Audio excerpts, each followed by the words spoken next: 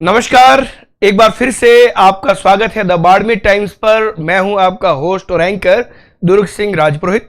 आज हम बात करेंगे बाड़मेर के एक ऐसे राजनीतिक चेहरे के बारे में जिनके बारे में कहा जाता है कि लगभग अर्धशतकीय जीवन उन्होंने अपना राजनीति में खपाया है, उसमें संघर्ष किया है और उसके बाद वो आगे से आगे बढ़ते रहे हैं। लेकिन इस बार जब वो 2018 का गुड़ामालानी से चुनाव लड़कर जीत कर आए तो कांग्रेस पार्टी ने और गहलोत ने अपने मंत्रिमंडल में उन्हें जगह नहीं दी, बल्कि हरीश चौधरी को, जो बायतू से विधायक चुने गए हैं, उनको राजस्व मंत्री बनाया गया। जब ये सारी राजनीतिक घटनाक्रम की स्थिति चल रही थी तब हेमाराम चौधरी के मन में कई राजनीतिक तूफान चल रहे थे और इसके बाद मानेसर और जैसलमेर में दो अलग अलग गुटों के रूप में विभाजित हुई कांग्रेस ने यह बता दिया कि हालात असामान्य हैं और पार्टी में कहीं न कहीं नेता विद्रोह के स्वर मुखर कर चुके हैं।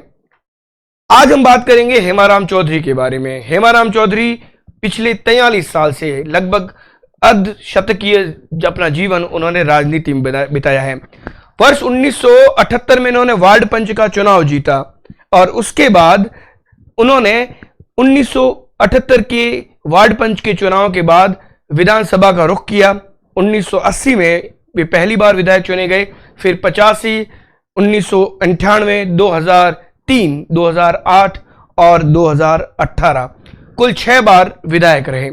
सबसे बड़ी बात है कि सिर्फ हेमाराम चौधरी ही नहीं बल्कि उनका परिवार भी राजनीति में काफी सक्रिय है।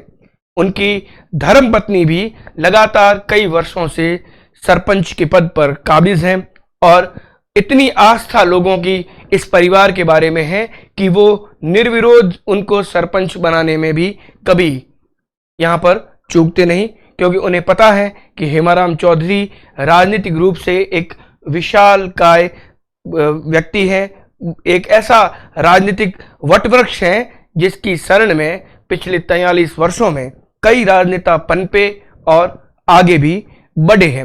लेकिन इस बार जब अशोक गहलोत ने उन्हें अपने मंत्रिमंडल में शामिल नहीं किया तो हेमाराम चौधरी ने सरकार की खिलाफत करती अपनी आवाज को बुलंद किया। हेमाराम चौधरी ने सबसे पहले सचिन पायलट के साथ अपने गुट को मजबूत किया और उसके बाद पूरी तरीके से अशोक गहलोत सरकार को अपने राजनीतिक खांचे में फिट करना शुरू किया और ऐसा हुआ भी। थोड़े दिन पहले ही राजस्व मंत्री के रूप में काबिज हरीश चौधरी जब पंजाब प्रभारी बनाए गए तो उन्होंने 2 अन्य बड़े मंत्रियों के साथ इस्तीफा दे दिया। इससे यह बात स्पष्ट होती है कि कैबिनेट मंत्री का दर्जा मिलने के बाद शायद हेमाराम चौधरी को राजस्व विभाग ही मिलेगा। अब और आगे की बात करते हैं। दरअसल हेमाराम चौधरी के बारे में बताया जाता है कि हेमाराम चौधरी बड़े इमोशनल नेता है। कांग्रेस पार्टी भी उनके इस इमोशनल रवैये की वजह से कई बार उनको काफी मददगार भी साबित हुई है, क्योंकि इमोशनल जब भी वो हुए हैं अपना काम उन्होंने करवाया है। इस बार इमोशनल होकर उन्होंने गुड़ामाला ने विधायक पद से इस्तीफा दिया तो वर्ष 2010 के बाद जब रिफाइनरी की सुगबुगाहट लीलाला यानी बायतू में शुरू हुई तब राजस्व मंत्री पद से भी उन्होंने कर्नल सोनाराम चौधरी से भिड़ंत के बाद इस्तीफा दे दिया था। हालांकि यह बात दिगर है कि इस्तीफे के बावजूद भी हेमाराम चौधरी को पार्टी ने कभी भी छोड़ा नहीं, अकेला नहीं छोड़ा। लेकिन जब इस बार विधायक पद से उन्होंने इस्तीफा दिया तो कहीं ना कहीं ऐसा लगने लगा कि अब शायद कांग्रेस से उनके मन के खट्टे होने की शुरुआत हो गई है और अब ये वापस नहीं मिलने वाले हैं कांग्रेस से। अशोक गहलोत सरकार के प्रति इनकी विश्वास की कमी ने निश्चित तौर पर सचिन पायलट की गुट को तो बल दिया, लेकिन अशोक गहलोत इसमें हाथ मलते रह गए कि जिस हेमाराम चौधरी के साथ उन्होंने दशकों तक सदन में बैठकर राजस्थान की राजनीति को मजबूत करने का काम किया है, उन्होंने एकदम से अशोक गहलोत को साइड में कर दिया।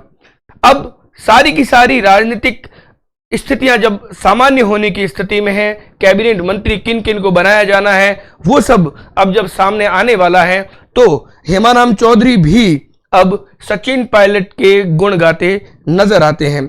हरीश चौधरी के इस्तीफा देने के बाद अब ये कयास लगाए जा रहे हैं, जैसा मैंने पूर्व में कहा, कि राजस्व मंत्रालय अब हेमाराम चौधरी को मिल सकता है। कुछ और बातें हैं जिनके बारे में भी यहाँ जिक्र करना बहुत जरूरी है। ऐसा है कि हेमाराम चौधरी लगातार लंबे समय से अशोक गहलोत सरकार के बारे में ये कहते रहे हैं कि सचिन पायलट जब तक उप मुख्यमंत्री के रूप में रहे तब तक उनके इलाके में काम हुए, लेकिन जब पार्टी और संगठन में उनको एक तरीके से ये कहा जा सकता है कि इतनी मेहनत के बावजूद भी कुछ आवाज, कुछ मांग उठाने के बाद दरकिनार किया गया, तो उनके इलाके में काम होने भी बंद हो गए। लेकिन कैबिनेट मंत्री बनने के बाद उनको उम्मीद है कि पेंडिंग पड़े कामों को वो पूरा कराएंगे। अब राजस्थान की राजनीति और कांग्रेस की राजनीति इन मंत्रिमंडल विस्तार के बाद कितनी स्थिर और मजबूत होती है, ये भविष्य के गर्भ में है। लेकिन फिलहाल एक तूफान शांत होता नजर आ रहा है। सचिन पायलट गुट लगातार जिस मांग को लेकर अशोक गहलोत सरकार और संगठन पर दबाव बनाए थे, आखिरकार उनका दबाव रंग लाया और उनके गुट के कई बड़े चेहरों को अब मंत्री पद से नवाजा जाएगा। सबसे बड़ी बात यह है कि इसमें कई सचिवों की, संसदीय सचिवों के पद हैं, वो भी राज्य मंत्री दर्जा प्राप्त कई लोगों को बनाया जाएगा। साथ ही साथ कई और मंत्री पद भी इस एक तरीके से लंबे समय बाद जो ये मेगा पॉलिटिकल एपिसोड हो रहा है, इसमें कहीं ना कहीं ऐसा अनुमान लगाया जा रहा है कि सब गुटों को, सब जो असंतुष्ट लोग हैं उनको संतुष्ट करने की सारी कवायद इस कोशिश में पूरी की जाएगी। राजस्थान में सरकार के पास कुछ ही साल बचे हैं और न केवल सरकार चलाना बल्कि राजस्थान में फिर से कांग्रेस पार्टी की सरकार को वापस लाना, दो बड़ी चुनौतियां पार्टी के इन बड़े नेताओं के सामने हैं। देखना अब यह होगा कि इन दोनों चुनौतियों से ये कैसे निपटते हैं। लेकिन काफी तूफान पर जो कंट्रोल है वो इस मंत्रिमंडल विस्तार के बाद लगने की गुंजाइश बताई जा रही है। तो आज आपसे हमने बाड़मेर के उस राजनीतिक चेहरे के बारे में बात की जिन्होंने 43 वर्षों तक राजनीति की अपनी मैराथन पारी को खेला है। यह मैराथन पारी अभी भी जारी है और जब मंत्रिमंडल विस्तार के बाद हेमाराम चौधरी फिर से कैबिनेट मंत्री का दर्जा प्राप्त कर लेंगे तो यह बताना यहाँ पर सही होगा कि इस मैराथन पारी का एक नया बूस्टर लग जाएगा और उसके बाद कई साल तक हेमाराम चौधरी की राजनीति और ताकतवर और मजबूत बन पाएगी। अगले राजनीतिक किसी भी घटनाक्रम पर अगर आपको सबसे पहले अपडेट चाहिए तो द बाड़मेर टाइम्स का रुख जरूर करें। द बाड़मेर टाइम्स न केवल वेबसाइट बल्कि हर सोशल मीडिया प्लेटफॉर्म पर आपको विजिबल है, आपको नजर आएंगे बाड़मेर टाइम्स के सारे कंटेंट्स, जिसमें आपको मिलेगी बाड़मेर और बाड़मेर के बारे में बहुत सारी जानकारियां।